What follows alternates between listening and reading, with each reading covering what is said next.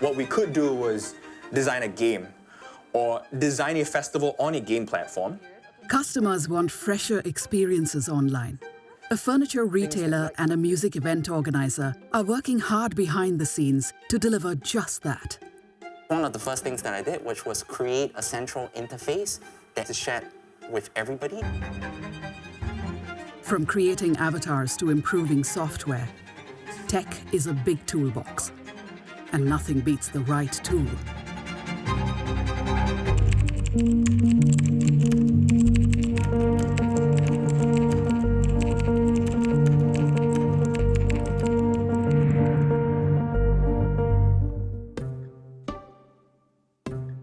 Furniture retailer Commune debuted in 2011.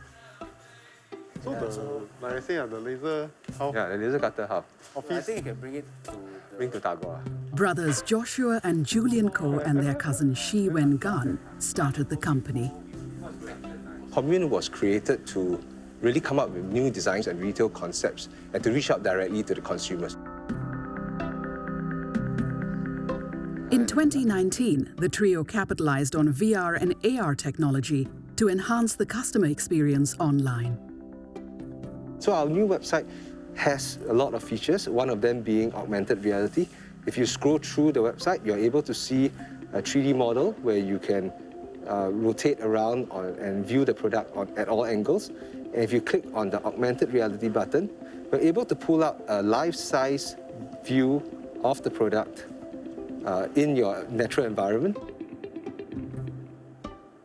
To personalize the shopping experience for customers, Joshua's team spent 18 months developing a cloud-based omni-channel platform. Commune in motion. So in the past, before omni-channel was commonplace, companies used to have an online experience, e-commerce website, as well as a brick-and-mortar store. And these were always operated independently. The whole concept of omni-channel retailing takes these two elements and merges them together such that companies have a singular view of a customer, whether they start their journey online or if they come to store. When customers start shopping on Commune's website, their browsing preferences are captured. And when they check out the furniture personally at the store later, the sales rep can pull out their profile from the website to resume their shopping experience. From there, they are able to pull out information about the customer, their likes, their dislikes, and their shopping carts, and guide them through a customized shopping experience. The physical store is also equipped with heat sensors. With this data source that we capture, we're able to see across time what are the number of visitors coming to the store at different times of the day, as well as certain demographic information such as age, gender, as well as race. The Commune in Motion platform also houses a series of back-end digital systems used by different departments across the company. One front-facing tool is the MPOS, or Mobile Point of Sales. It was designed in 2019 to aid the sales team. Okay, so let me check your browser history. Yeah, so we understand what are the items you are looking for. So that they could walk with the customer across the store, answer any queries they have with regards to products, and conduct the transaction with the customer without ever needing to break apart from there. I can tell you to add in for this item to your favorite card. Okay. So after we are adding ready, you can go back and consider after This unique tool that allows us to better serve the customer and to have less friction in the transaction process. Tech innovations like these helped Commune to weather the COVID-19 storm when it hit the island in early 2020. Welcome to the pilot episode of the first ever Take Back the Nights. My name is Audrey Lim, and today we're going to give you not one, but two. But the live music industry was not so lucky. Is that the plan for you guys, to write a little bit more music? To deal with the restrictions on the live music scene back then, singer Audrey Lim and fellow music fan Caspar Francis tried to think out of the box. The ways of working and entertaining people before the pandemic are now no longer feasible for the most obvious reasons. So people who are creators, people who are craftsmen have had to find new ways of connecting both with their fellow creators and with their audiences. So I met Audrey and we started Take Back the Nights 1.0, which was basically a series of 3 episodic live streams with musicians. Producing Take Back the Nights cost nearly $30,000 US. We garnered a lot of views, but the idea was that we wanted to get donations from the crowd as well, right? And in hopes of channeling these donations, to affected people in the industry, like crew members, like artists, like musicians. But the donations totaled a miserly $40 US. After our set of live streams went live, and I was just thinking to myself, why don't people spend money on a live stream? A new approach was needed in order to draw a bigger crowd, one that married tech and music for the ultimate entertainment experience. And I was thinking, what is the best way to deliver a music festival experience to the audience that is almost similar, if not better, or different from a live event, right? And how do we get that same level of interactivity? How do we get that same level of intimacy, with the audience, with the crowd? And then I stumbled upon games. And I was thinking to myself, we're gonna put a music festival on a gaming platform.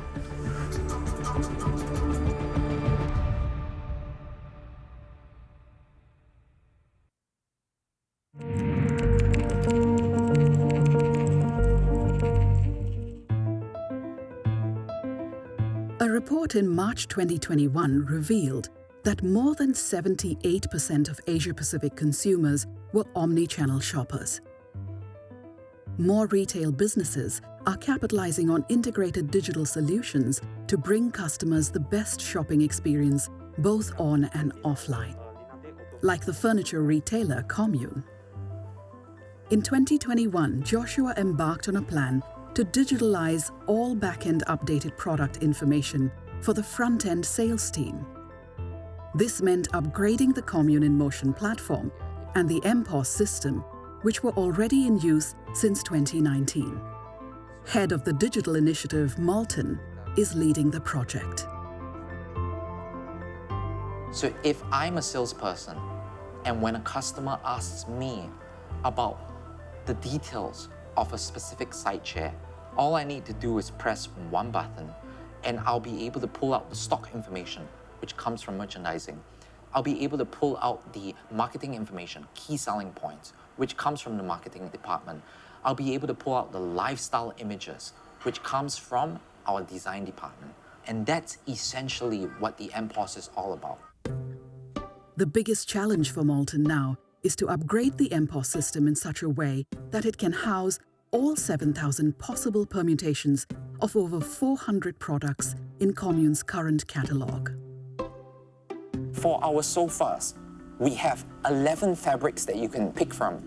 And then we have, let's just say, 20 leather options that you can pick from, because the customer's always going to ask, for this sofa that I'm looking at, all right, I want a 2-seater version that's the cheapest fabric option, but I want metal legs. We had to make sure that the MPOS could offer information that would be specific to each variation of our products that were, let's just say, more complex in nature. First up, Malton came up with a way to streamline how information was relayed between different departments at the back end. That's one of the first things that I did, which was create a central interface that everybody could work on. And since this interface is shared with everybody, the data can go to anybody. If design team uploads images for a certain product, the merchandising team can then see it immediately. Previously, all design updates were uploaded into the system manually. This delay in receiving the latest information made it harder for sales personnel to attend to customer queries. The central interface would be the first step in solving this problem. In 2020 live-streamed music event, Take Back the Nights 1.0, came up way short on donations to cover the production costs. But organizers Audrey Lim and Caspar Francis didn't give up. They dreamed up Take Back the Nights 2.0. What we could do was design a game or design a festival on a game platform, so we could give access to everybody and anyone who wanted to join the platform and enjoy music. But if people wanted to have upgrades or wanted to have access to different stages, we could essentially charge an upgrade for that and generate revenue from that model. Like a little bit like Pandora, right? Maybe we could also tilt them a little bit, right? So 2.0 is a 4-part music festival happening in a virtual game world. Similar to what they look like in real life. The partners recruited their friends Stefan and Joanne to work on it. During the pandemic, I started doing Unreal Engine design and game creation, just exploring new ideas. Fell in love with it. I think our whole team, everyone is a gamer. The world to be first appeared in storyboards, illustrations of the ideas in play. I like this idea of the lighthouse because it's also a stage and then it like lights up from a distance. Yeah. So we borrowed a lot of references and we took a lot of inspiration from, sci-fi films. And trying to marry that cyberpunk element, and that futuristic vibe with a little bit of that Singapore skyline and facade. For this virtual festival, we're using the Unreal Engine. Unreal is a very powerful software where it's used to build top-selling games and also some of these great cinema, movies, and TV shows. You can quickly build a city, add mountains, add streets, add lighting. You can start coding it to make complicated features like a flying person, suddenly a meteor crashes from the sky. Stefan began building the worlds, while Joanne set about creating a list of avatars that participants could use. we tried to make them interesting and unique from each other by using references from video games, like multiplayer video games. So a lot of it had to do with the hairstyle, the garments that they wear, which are all futuristic, as well as skin color. These avatars were based on the musicians fronting the local live acts. But the biggest question remained: how were they going to import the most important part of the event, the live music acts, into an imaginary setting? The process of this was really to set up a virtual set, set up cameras, and film the actual performances. On top of that, set up multiple Connect cameras so that we could also capture their movement. We had to basically match this motion capture data with, their exact model so that we could create that moving avatar. A virtual playscape of this nature and size had never been attempted in Singapore before. Anything could go wrong. All right, we're in. We are live. Woo-hoo!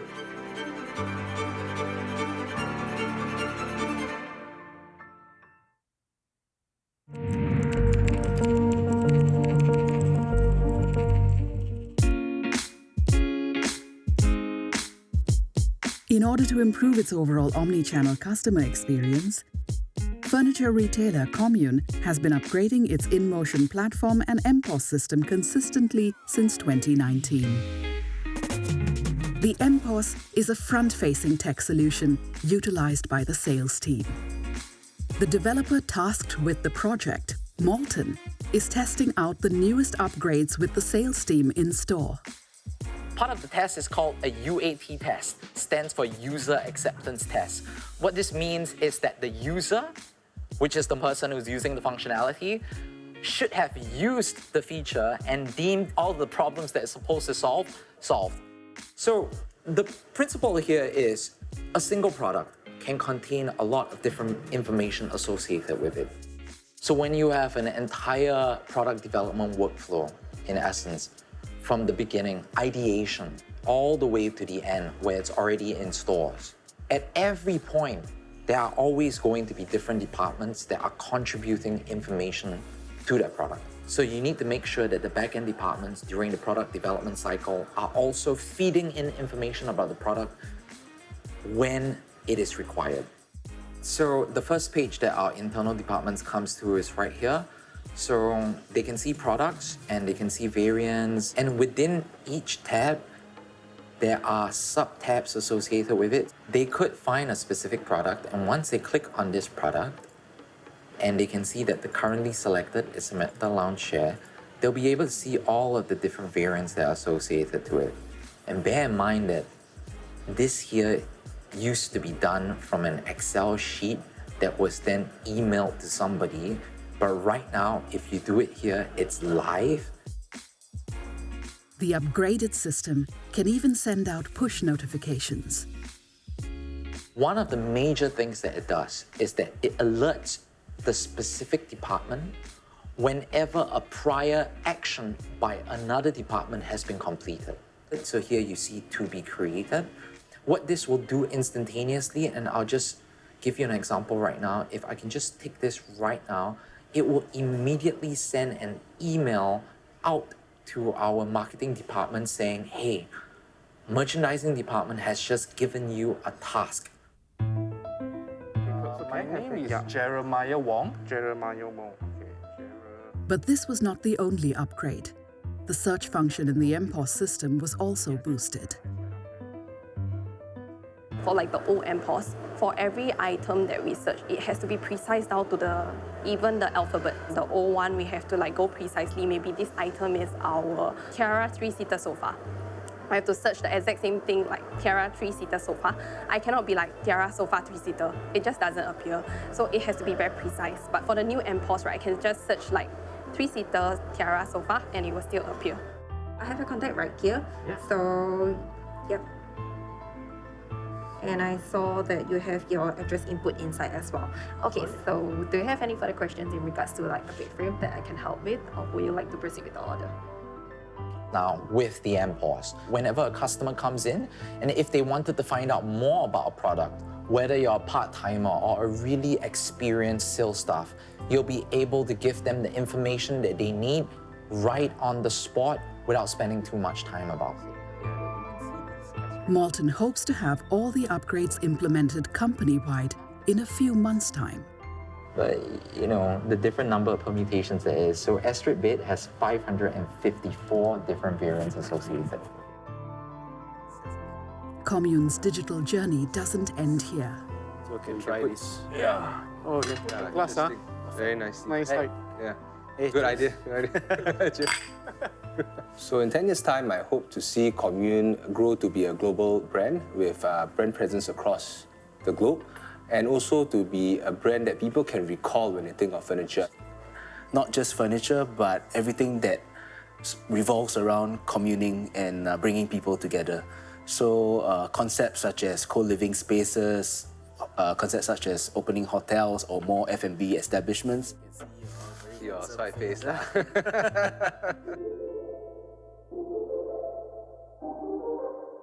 Entertainment festival organizers, Take Back the Nights, have designed a music festival with 3D gaming software Unreal Engine. 3 runs in, Audrey and Caspar are still fine-tuning their virtual playground. On one end, we have gamers who know how to navigate an avatar through an environment, and there are people that are completely new to this experience. For the non-gamers, to help them through, the very first thing we did was we tried to simplify the experience to be as close as it is to a browser, you know, while not losing out on the gaming aspects.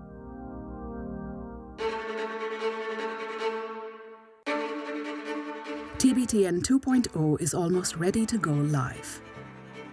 Yes. Is your logic still load? It is loading.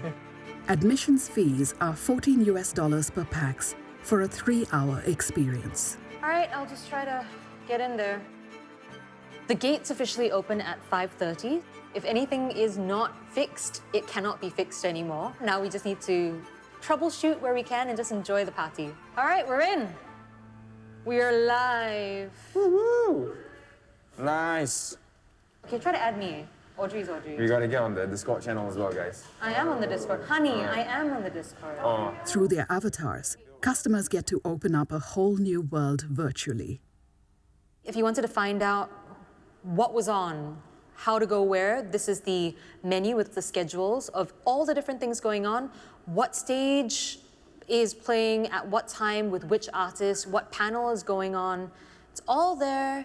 Then you'd be off to either look at the music acts, or you could go and pre-order your food at the partner square. So how you get to it, you merely step in the portal, and there you are.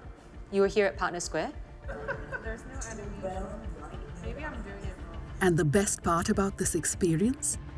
Social distancing and masking are not required in this alternate universe. Oh, have you guys tried your superhero landing? Already tried. And this virtual world can also allow customers to order the same meals to be delivered to their doorstep in real time. So we've got different booths. This is Boozy Hub, and this is the official beverage menu for Take Back the Nights.